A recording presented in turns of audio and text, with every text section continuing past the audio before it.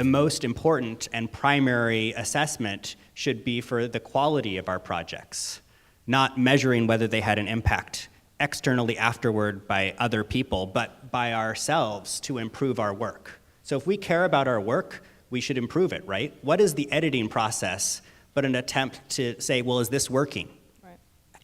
By what criteria do you keep one scene but not another? I would call that assessment. And I think that our field will do better end assessments if we start reclaiming the notion of assessment as part of the creative process.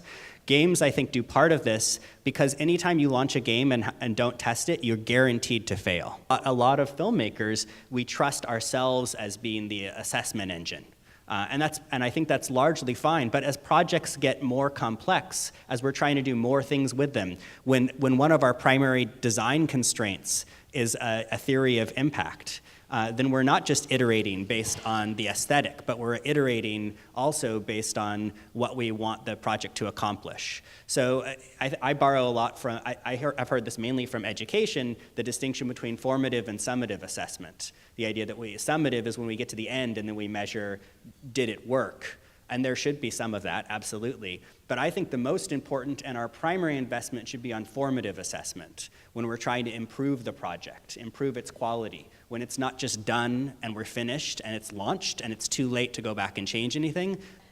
Also acknowledging that assessment at every stage of the process is a resource-intensive endeavor as well. And I think that somehow has been kind of, that expectation has been folded in, but it's rarely allowed to kind of be a significant line item that is recognized as an essential fundamental part of projects, and that it shouldn't just be something that is an added onus on the maker to sort of figure out how to do it.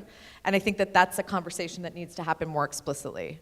You should not be generating metrics just for your funders or just for the reason. There really should be numbers and data and metrics that are useful to you in the processes of creating and evolving and iterating. And that's difficult. And I agree with Luisa, it is not easy. It is a pain, but it's something that if it is a true partnership and a value in determining what those metrics are, then it's worthwhile. And there should be some of our film projects that we don't pay anything for assessment because we know that model works and we're going to simply implement the model. So we should all be looking for those models so we don't have to pay for it, right? We all should be trying to save money on this stuff. When we're forced to pay for it with every project, that's like saying we don't really believe we learned anything from any of the prior projects. We don't have anything to gain. We're not going anywhere as a field.